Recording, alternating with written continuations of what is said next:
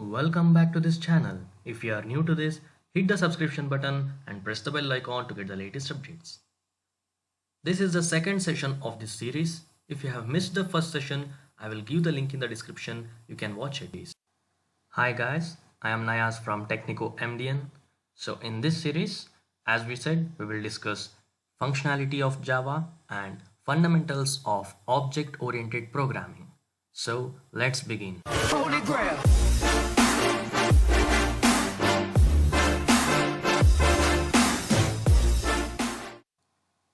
First, let us discuss the functionality of Java.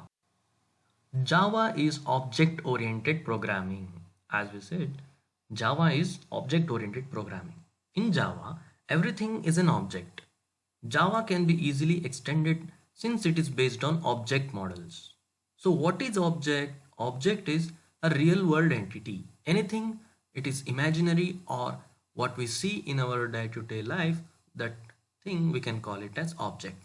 Next, it is platform independent. Unlike many other programming languages including C and C++, when Java is compiled, it is not compiled into platform specific machine such as C and C++, rather into platform independent bytecode. This bytecode is distributed over the web and interpreted by the virtual machine that we call JVM. What is JVM? We will learn in next video. On whichever platform it is being run on. Java is simple. Java is designed to be easy to learn. If you understand the basic concept of OOP, that is OOPS, Object Oriented Programming, Java, it would be much easier to master the Java. Next, Java is secure. Yes, Java is secure. With Java secure feature, it enables to develop virus-free, tamper-free systems. Authentication techniques are based on public key encryption. So that is, by using Java, we can do encryption also.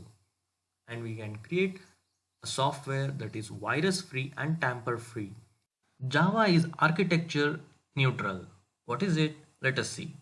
Java compiler generates an architecture neutral object file format, which makes the compiled code executable on many processors with the presence of Java Runtime System, that is JRE. What is JRE? We will learn in next video. Next, Java is portable.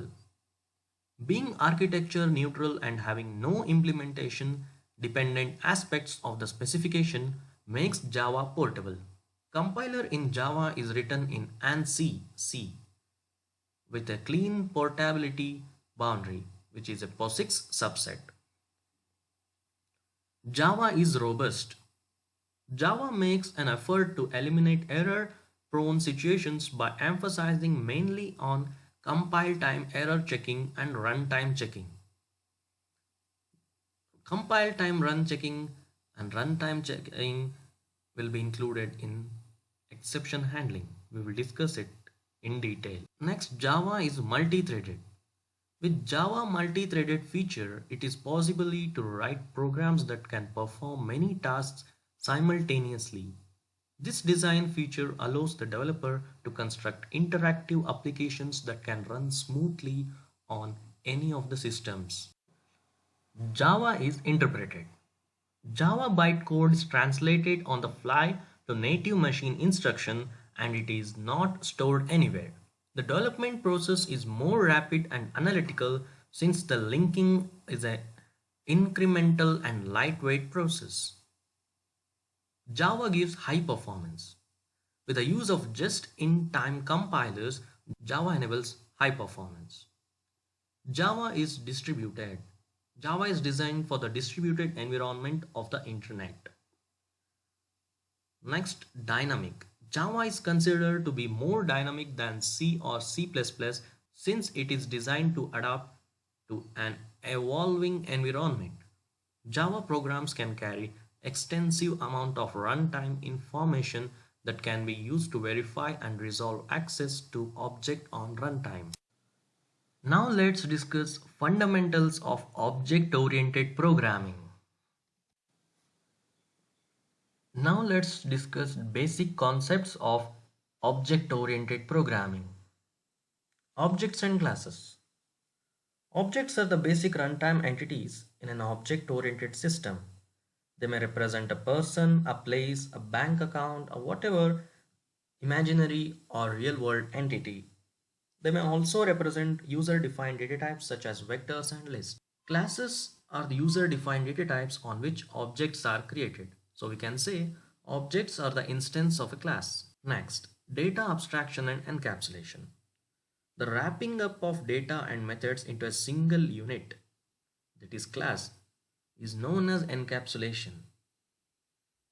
Abstraction refers to the act of representing essential features without including the background details or explanation. Next, inheritance. Inheritance is the process of which objects of one class acquires the properties of objects of another class. Inheritance supports the concept of hierarchical classification. Next, polymorphism. Polymorphism is another important object-oriented programming concept. Polymorphism means the ability to take more than one form. For example, an operation may exhibit different behavior in different instances. Next, compile time and runtime mechanism. In the context of a programming language, compile time may refer to any of the following, like the operations performed by the compiler such as syntactic and semantic analysis, the pre-runtime assessment of the programming behavior.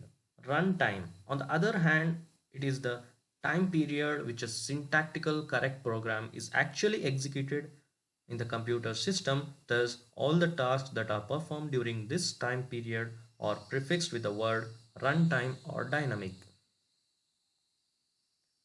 Next, dynamic binding. Binding refers to the linking of procedure call to the code to be executed in response to the call. Dynamic binding. It means that the code associated with the given procedure call it not known until the time of the call at runtime. Next, message communication. An object-oriented program consists of a set of objects that communicate with each other. This process of programming is an object-oriented language. Therefore, involves the following basic steps, that is creating the class, creating the objects, and establishing communication among objects. I hope you understood this video. The concept of functionality of Java and fundamentals of object-oriented programming. If you like this video, hit the like button, and if you're not yet subscribed this channel, subscribe now and press the bell icon. As you can see, our next upcoming video is on what is JDK, what is JRE, what is JVM, and what is IDE. Meet you all in the next video. Thank you.